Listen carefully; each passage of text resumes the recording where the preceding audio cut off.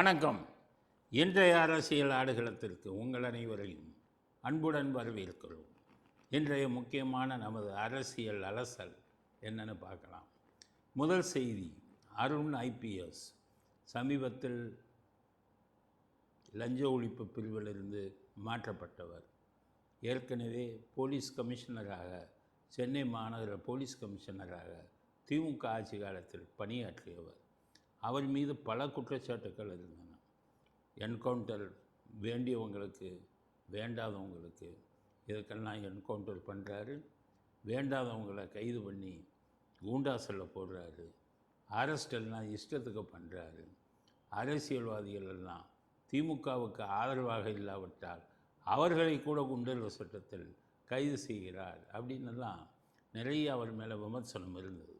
அப்படி இருந்தும் தாவைக்காவை சேர்ந்த முதலமைச்சர் விஜய் அவரையே திரும்பி வந்து முக்கியமான பதவியில் போட்டார். அப்போவே நம்ம இதை பற்றி சொன்னோம். அருணை அந்த பதவியில் போட்டது மிகப்பெரிய தவறு. இவர் திமுகவை சேர்ந்தவர். திருமாவளவன் இவர் எப்படியாவது கொண்டு வரணும் அப்படின்னு நினைக்கிறார். அதுக்கு ஏற்ற மாதிரி நீங்களே அருணுக்கு இந்த பதவியை கொடுக்கலாமா?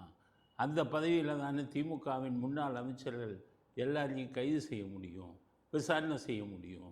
அதிலேயே திமுகவை சார்ந்த ஒரு அதிகாரியை நீங்கள் அதிகாரியாக போட்டால் எப்படி சரியாக வரும் அப்படிங்கிற விஷயத்தெல்லாம் சொன்னோம். அப்படி இருந்தும் விஜய் அவரை கூடுதல் டிஜிபியாக அங்கே நியமித்தார். கரெக்டாக 60 நாள் அங்கிருந்து மாற்றப்பட்டார். காரணம் சொல்லப்படவில்லை. இவர் மீது அதிகமான ஊழல் குற்றச்சாட்டு இருந்தது. அப்படி இருந்த நிலையில் நேற்று பார்த்தீங்கன்னா அவர் அருணை மாற்றினதை தாவைக்க தொண்டரெல்லாம் குதிச்சு கொண்டாடுறாங்க. யாருக்குமே பிடிக்கல அவர். காரணம் அரசியல் சார்பாக நடந்தவர் அப்படிங்கிறதுனால யாருக்கும் பிடிக்கல.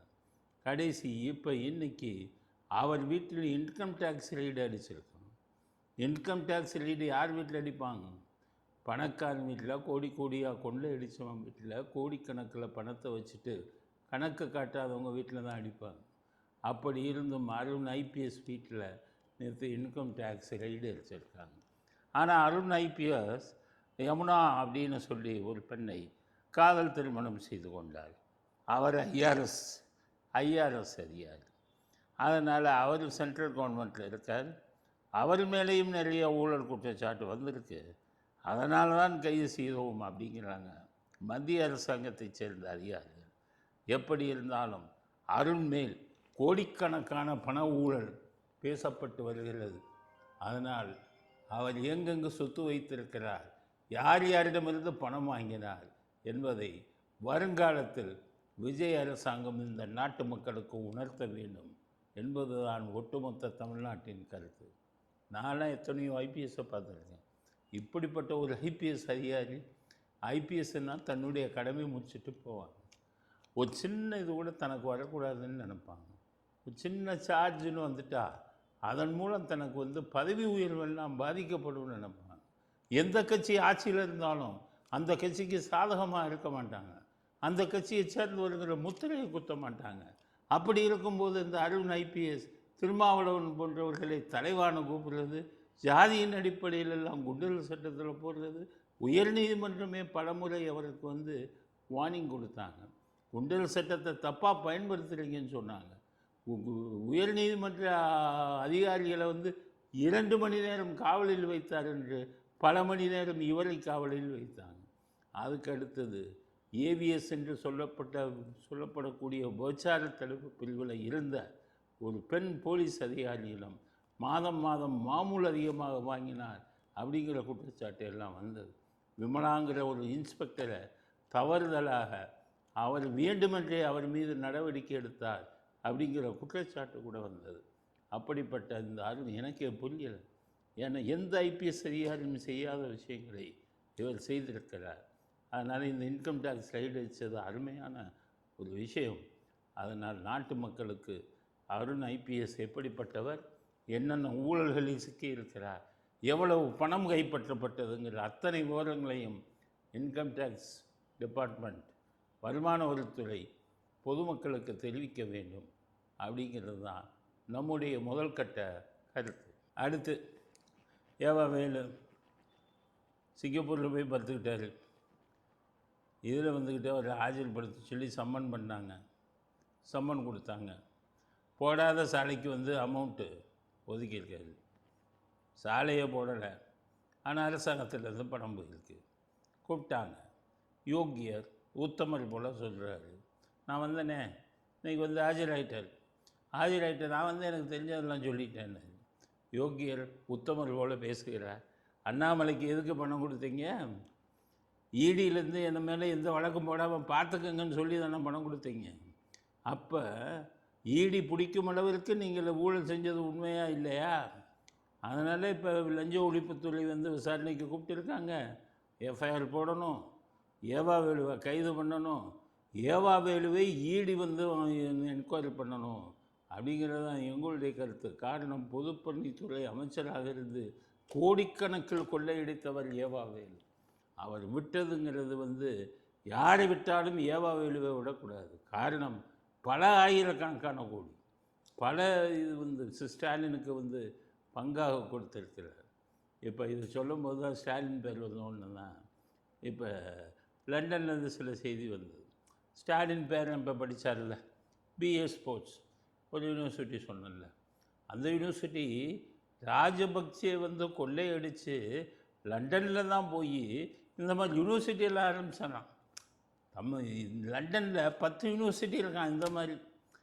அங்கே 10 யூனிவர்சிட்டி. இவர் பிஏ ஸ்போர்ட்ஸு 2022 2026 4 வருஷம் அங்கே. ஆனால் இருந்தது பூரா தமிழ்நாட்டில். படித்தது லண்டனில். ஒரு தடவையாச்சும் கிளாஸுக்கு போயிருப்பாரா? அப்போ கிளாஸுக்கு போகாமையே டிகிரி கொடுக்குற யூனிவர்சிட்டி அந்த யூனிவர்சிட்டியில் தான் போய் படிச்சிருக்காரு. ஆக நாங்கள் அங்கேருந்து எடுத்ததுன்படி என்பது ஒரு நாள் கூட கிளாஸ் போகல. ஆக பரீட்சை எழுதாமையே கூட இவருக்கு டிகிரி கொடுத்தாங்களாங்கிறதும் தெரியலை. அப்படி கொடுத்த ஒரு டிகிரியில் தான் இவங்க வாங்கியிருக்காங்க. அந்த லண்டனில் தான் இதுக்கு முன்னாடி ரெட் ஜெயண்ட்டுக்கு ஈக்குவலாக ஒரு பட நிறுவனம் இருந்தது தமிழ்நாட்டில். நிறையா லாஸ் ஆகி போச்சு.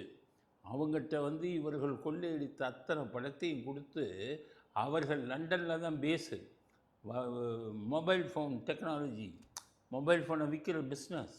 அவங்க என்ன சொல்லியிருக்காங்க, நீங்கள் பணத்தை கொடுங்க, ஐரோப்பா பூரா நாங்கள் இன்வெஸ்ட் பண்ணுறோம், ஐரோப்பா பூரா முதலீடு செய்கிறோம் என்று சொல்லி தமிழ்நாட்டில் கொள்ளையடித்த ஆயிரக்கணக்கான கோடி ரூபாயை ஸ்டாலினும் உதயநிதி ஸ்டாலினும் அந்த இவங்ககிட்ட கொடுத்து பட நிறுவனத்திடம் கொடுத்து, அந்த பட நிறுவனம் ஐரோப்பா முழுவதும் இவர்கள் கொள்ளையடித்த பணத்தை முதலீடு செய்திருக்கிறார்கள். இதுக்காகத்தான் பையனும் அப்பாவும் வந்து லண்டனுக்கு போயிருக்காங்க. அங்கே கேட்டால் அது யூனிவர்சிட்டியில் படித்தான், பிஏ ஸ்போர்ட்ஸ் படித்தான் என் பேரன். போகாத யூனிவர்சிட்டி, கிளாஸுக்கே போகாத யூனிவர்சிட்டிக்கு இவர் பேரனை படிக்க வச்சு பிஏ ஸ்போர்ட்ஸ்னு வாங்கி ஒரு நாள் கூட இதில் போயிருக்காரா? இதுக்கு அவர் இங்கே ரெட் ஜெயண்ட்டில் அவரை போய் டைரக்டராக போட்டாங்க, மேனேஜிங் டைரக்டர் ரெட் ஜெயண்ட்டுன்னு போட்டாங்க. அப்போ அவர் இங்கே இதை தொழிலை கவனித்தாரா இல்லை லண்டனில் போய் படித்தாரா? அதனால் லண்டனில் படித்தது என்பது அப்பட்டமான பொய்ங்கிறத நேற்று சொல்லிட்டோம். இப்போ கிடைத்த செய்தி என்னென்னா, லண்டனில் தான் இவர்களுடைய பிஸ்னஸ் சாம்ராஜ்யமே இருக்கிறது. முன்னாள் படத்தின் அதிபர், பட டிஸ்ட்ரிபியூஷன் கொடுத்தவர், மிகப்பெரிய நிறுவனம். இங்கே பெரிய லாஸ் வந்தது. எல்லாத்தையும் மூட்டை கட்டிட்டு அங்கே போனாங்க.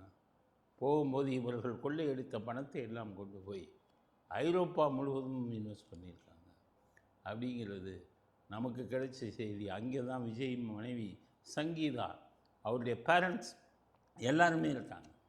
ஸோ சங்கீதாவுடைய பேரண்ட்ஸுக்கெல்லாம் அந்த பட நிறுவனம் மூலம் ப்ரெஷரை கொடுத்து சங்கீதாவை டைவோர்ஸ் பண்ண பெட்டிஷன் நீங்கள் போட்டாங்களே, அதுக்கு காரணமே இவர்கள் தான். ஆக லண்டனில் தனக்கு இருக்கும் நெருக்கத்தை பயன்படுத்தி இங்கே தமிழ்நாட்டில் அரசியல் செய்து கொண்டிருக்கிறார்கள். ராஜபக்சே 10 யூனிவர்சிட்டியில் ஒரு யூனிவர்சிட்டி ராஜபக்சே அங்கே ஆரம்பிச்சிருக்கார். அது மாதிரி தமிழ்நாடு ராஜபக்சே ஸ்டாலினுக்கும் நிச்சயமாக சொல்கிறேன், இந்த வருங்காலத்தில் இந்த முதலீடு பண்ணின அத்தனை பணத்தையும் லண்டனிலிருந்து மீட்டு தரப்படும். மீட்டு தருவதற்கான விஷயத்தை விஜய் அவர்கள் செய்ய வேண்டும் என்பது நமது அடுத்த கட்ட கருத்து. அடுத்து செந்தில் பாலாஜி எஃப்ஐஆரில் என் பேர் இல்லையா? எஃப்ஐஆரில் என் தம்பி பேரே இல்லையா? எப்படியா என்னை பிடிக்க நீ வந்து கூப்பிடுறீங்க? ஒரு இது சட்ட சம்பந்தப்பட்ட பிரச்சனை. அதனால் உங்கள் எல்லாத்துக்கும் ஒன்று சொல்கிறேன், எல்லாம் தெரிஞ்சுக்கங்க. சட்டம் என்ன சொல்லுதுன்னா, எஃப்ஐஆரில் உங்கள் பேர் இருக்கணும்னு அவசியம் இல்லை. எஃப்ஐஆரில் அக்யூஸ்டு 4 பேர் இருப்பான், 3 பேர் இருப்பான். அந்த அக்யூஸ்டு கூப்பிட்டு போலீஸ் விசாரிப்பாங்க. அதுக்கு பேர் தான் கன்ஃபெஷன்னு பேர், அக்யூஸ்ட் கன்ஃபெஷன். அந்த அக்யூஸ்டு கன்ஃபெஷனில் கத்துதுங்க வந்துக்கிட்டு குற்றவாளி வேறு ஒரு அக்யூஸ்ட்டை சொன்னான்னு வைங்க, எஃப்ஐஆர் இல்லாத ஒரு அக்யூஸ்ட்டை, அதுவே போதும். எஃப்ஐஆரில் பேர் இருக்கணும்னு அவசியம் இல்லை. அந்த அக்யூஸ்டுடைய கன்ஃபெஷன் படி தான் இது தாவேகா கட்சிக்கு இது எம்எல்ஏக்களை பணம் கொடுத்து பேரம் பேசின வழக்கில் திருநாவுக்கரசு என்பவர் செந்தில் பாலாஜி அவர் தம்பிக்கு இதுக்கு பங்கு இருக்கிறது என்பதை வெளிப்படையாக சொல்லியிருக்கிறார். அந்த கன்ஃபெஷன் அடிப்படையில் தான் செந்தில் பாலாஜியும் அவர் தம்பியும் தேடிக்கொண்டிருக்கிறார்கள். அதனால் எஃப்ஐஆரை அதன் அடிப்படையில் தான் போடப்பட்டிருக்கிறது. அதனால் செந்தில் பாலாஜிகிட்ட சொல்கிறேன், ஒழுங்காக வந்து ஆஜராகுங்க. எஃப்ஐஆரில் உங்கள் பேர் இல்லைங்கிறதெல்லாம் காரணமாக சொல்ல முடியாது. எஃப்ஐஆரில் உங்கள் பேர் இருக்கும், இல்லாமல் இருக்கும், இல்லை கன்ஃபெஷனில் இருக்கும் அப்படிங்கிறத தெரிஞ்சுக்கங்க. கூட வச்சிருக்கிற வக்கீலையாச்சும் சட்டம் தெரிந்த வக்கீலை வைத்துக் கொள்ளுங்கள். எஃப்ஐஆரில் பேர் இல்லை என்பதற்காக காவல்துறை விசாரணைக்கு வரமாட்டேன் அப்படின்னு சொல்ல முடியாது. அப்படிங்கிறத நம்ம அவர் செந்தில் பாலாஜிக்கு செய்தியாக சொல்ல விரும்புகிறோம். அடுத்து துரைமுருகன், அவர் வீட்டில் ஒரே இது என்ன பண்ணியிருக்காங்க, கல்யாணம் ஒன்று வச்சுருக்காங்க. வைதீக முறைப்படி இதெல்லாம் இது பண்ணி ஓமம் வளர்த்து அதில் இதெல்லாம் சொல்லி சமஸ்கிருதத்தில் ஸ்லோகங்கள்லாம் சொல்லி என்னென்ன பண்ணி அந்த காலத்தில் ஈவர் என்ன சொன்னார், முட்டாப்பையலுன்னார். ஓமம் வளர்க்குறவன் முட்டாள்னார், ஸ்லோகம் சொல்கிறவன் முட்டாள்னார், எல்லா பயிலும் முட்டாள்டாவான்லாம். சீர்திருத்த திருமணம் பண்ணடான்னார். சீர்திருத்த திருமணம் அண்ணாதுரை என்ன பண்ணார், வந்து சீர்திருத்த திருமணம் பண்ணுங்க நம்ம உடன்பிறப்புகளேனார். கடைசி என்னாச்சு, சீர்திருத்த திருமணம் பூரா சீர்திருத்த திருமண சட்டம்னே கொண்டு வந்தான். சீர்திருத்த திருமண சட்டம் என்னன்னா, நீங்கள் அப்பாவை தேவையில்லை, அம்மா தேவையில்லை, அப்போ மாப்பிள்ளையும் பொண்ணுக்கு பந்துக்கு பண்ணிட்டு வெறும் மோதிரம் மாற்றிக்கிட்டா போகும், கல்யாணம் முடிஞ்சு போச்சு. இதை வச்சுட்டு காதல் பண்ண ஜோடியெல்லாம் அப்பா அம்மாவுக்கு தெரியாமல் நாங்கள் சீர்திருத்த திருமணம் பண்ணுறோம், சீர்திருத்த திருமணம் பண்ணு கல்யாணம் பண்ணாமையே சீர்திருத்த திருமணம் ஆக்டில் பண்ணிக்கிட்டு அவ்வளோ பேர் ரெஜிஸ்டர் பண்ணான். ரெஜிஸ்டர் ராயாபுரத்தில் பார்த்தீங்கன்னா 10,000 பேர் ரெஜிஸ்டர் பண்ணிட்டான். எல்லாம் சீர்திருத்த திருமணம். அப்படி ஒரு காலத்தில் சீர்திருத்த திருமணத்தை வலியுறுத்திய திமுக சொல்கிறேன். இன்றைக்கி பார்த்தீங்கன்னா ஐயர் அம்மி மிதிக்கிறது, அருந்ததி பார்க்குறது, காசி யாத்திரை போகிறது. வெட்கமில்லாத ஒரு திமுக கருணாநிதி ஸ்டாலினை வந்து எல்லா விஷயத்தையும் பண்ணேன். அவர் பதவி இருக்கும்போது திருப்பதிக்கு போயிட்டு வந்து கையில் கயிறு கட்டிக்கிட்டு லட்டை வாங்கிட்டு பிரசாதத்தை வாங்கிட்டு வெட்கம் இல்லாமல் வந்துட்டு நாங்களும் இவங்க தான் அந்த திராவிட இயக்கத்தின் அரசுன்னு சொன்னோம். அதே வெட்கமில்லாத அரசு தான் இப்போ இவர் வெட்கமில்லாத ஒரு மனிதர் தான் துரைமுருகன். அவர் எம்ஜிஆர் கருணாநிதியோடைய அரசியல் பண்ணார். அவர் வீட்டில் நடந்த சமீபத்தில் எல்லா இதையும் புரோகிதர்கள் எல்லாம் வச்சு இதெல்லாம் பண்ணியிருக்காங்க. அண்ணாதுரை இருந்தாருன்னா புற்றுநோய் வந்தது, திருப்பதியிலேருந்து பிரசாதம் கொண்டு போனாங்க. பாதி நினைவில் தானே இருக்கிறார். நெத்தியில் விபூதி பூச வந்தாங்க, கண்ணை திறந்து பார்த்தார், விபூதி பூச போகிறாங்கன்னு தெரியும் போது கையை வச்சு தடுத்தார், பூச மாட்டேன்னாரு. ஏன்னு கேட்டீங்கன்னா புற்றுநோய். அப்படி இருந்தாலும் நான் எனக்கு வந்து தெய்வத்தில் நம்பிக்கை இல்லை அப்படின்னு அப்படி இருந்த கட்சி. அதுக்கப்புறம் கருணாநிதி வந்த உடனே மஞ்சள் துணி போட்டார்.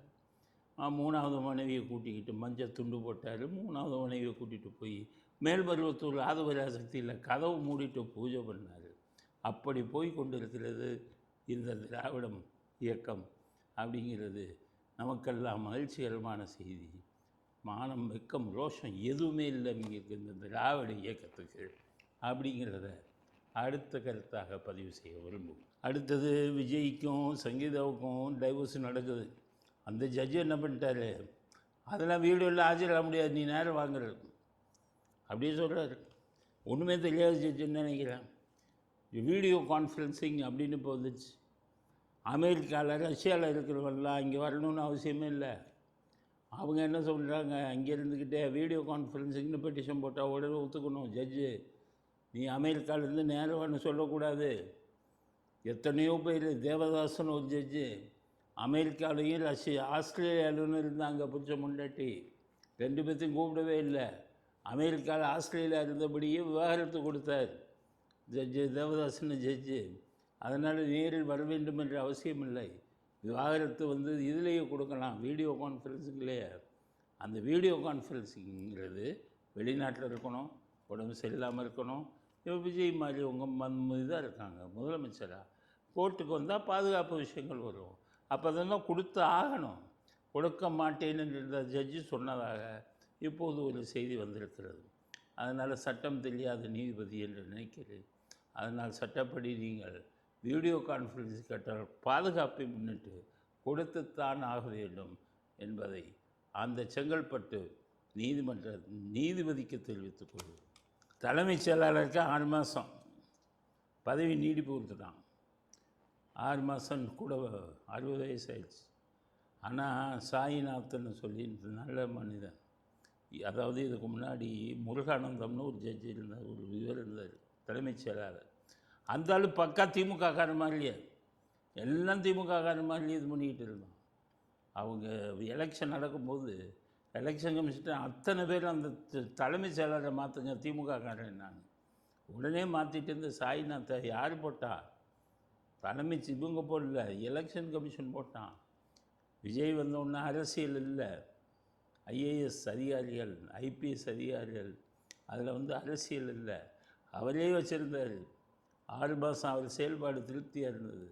மறுபடியும் 6 மாதம் பதவி உயர்வு கொடுத்தாரு.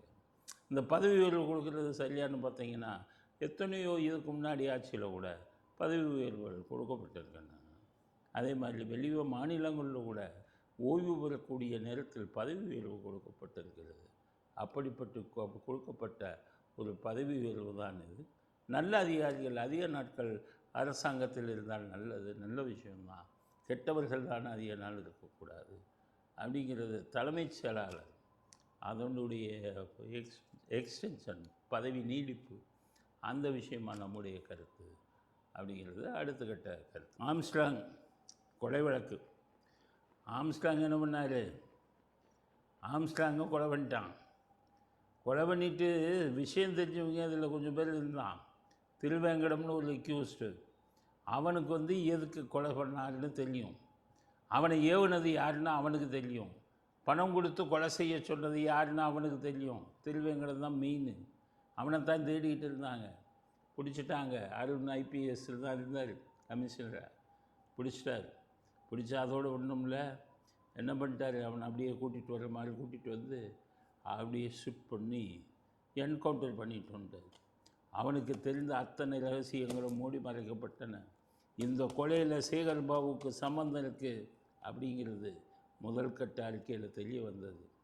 ஆனால் அந்த திருவேங்கடத்தை எதற்கு சுட்டார் அருண், ஏன் சுட்டாருங்கிறத இன்றைக்கி வர தெரியல.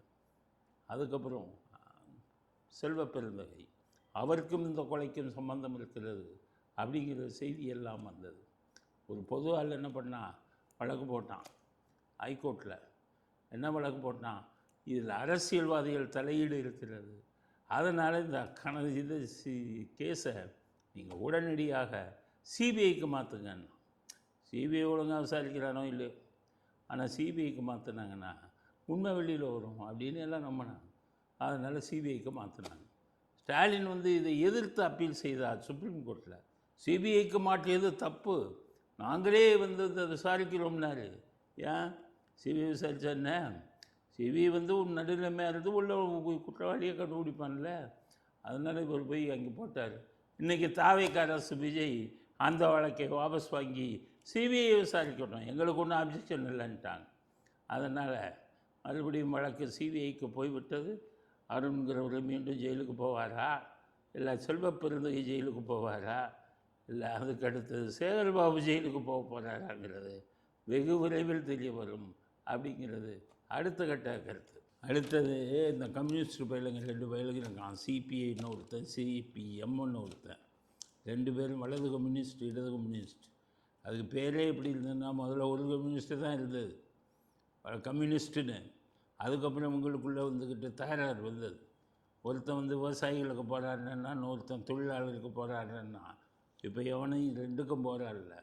எல்லா பேரும் ஸ்டாலின்கிட்ட போயிட்டு கமிஷனை வாங்கிட்டு, ஸ்டாலின் கொடுக்குற பணத்தை வாங்கிட்டு கூட்டணி சேர்ந்துக்கிட்டு இருந்தான். நான் கம்யூனிசத்துக்கு எதிரானவர் அல்ல, ஆனால் கம்யூனிஸ்டில் இருக்கக்கூடிய கட்சியில் இருக்கக்கூடிய தலைவர்களுக்கு எதிரானவன். ஜோதி பாசு வந்து கல்கத்தாவில் வெஸ்ட் பெங்காலில் 17 வருஷமோ என்னமோ முதலமைச்சராக இருந்தார். அவர் ரிட்டையர் ஆகி போகும்போது ஒரே ஒரு பொட்டியை தூக்கிட்டு போனார். கேட்டாங்க, என்ன சார் அப்படின்னு. பொட்டியை காமிங்கன்னாங்க. பொட்டியில் 4 சட்டையும் 4 வேஷ்டி இருந்தது.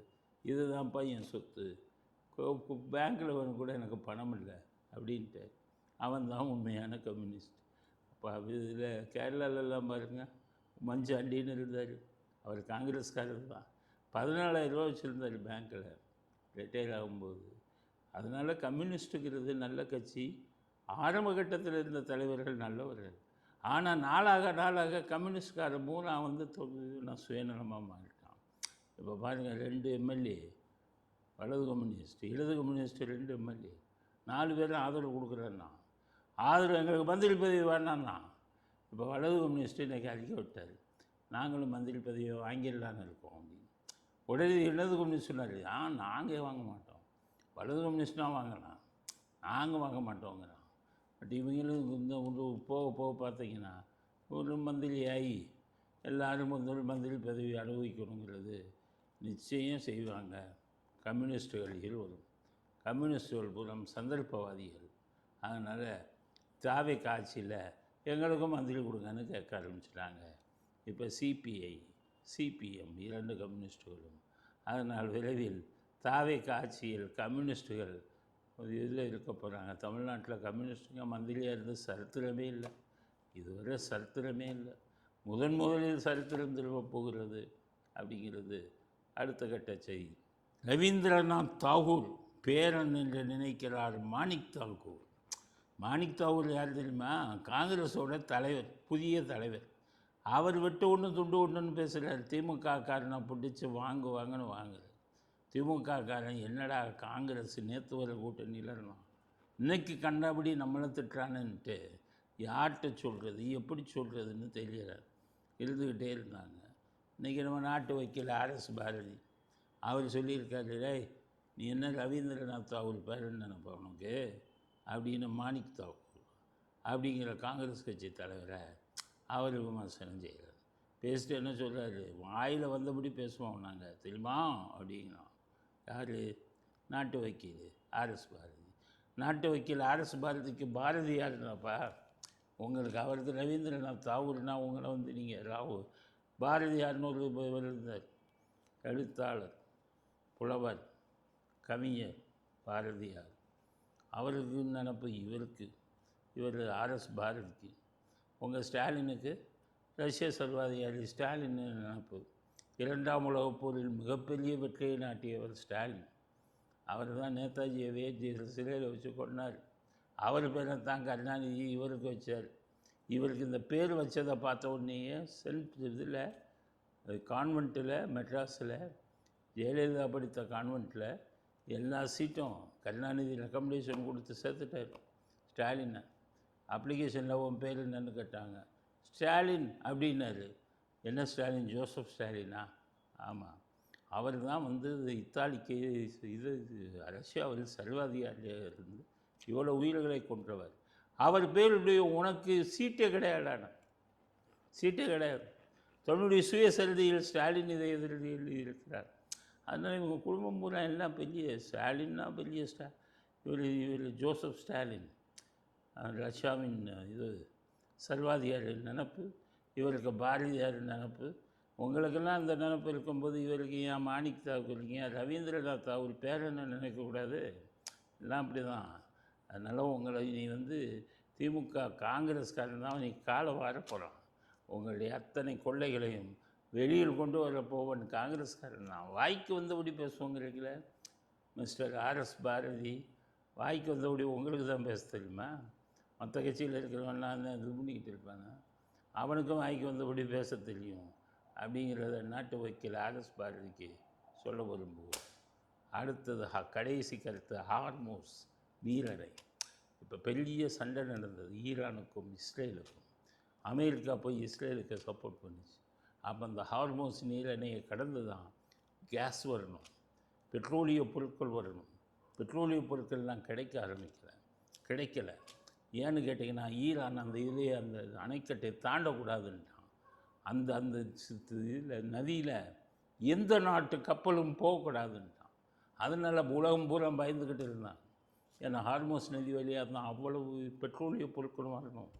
ஈரான் அவ்வளவு அட்டூழியம் பண்ணால் இப்போ பெரிய சண்டை நடந்தது. அதில் அமெரிக்காவின் கையில் இப்போது ஹார்மோஸ் நதி போயிடுச்சு. போன உடனே என்ன செஞ்சான் அமெரிக்கா?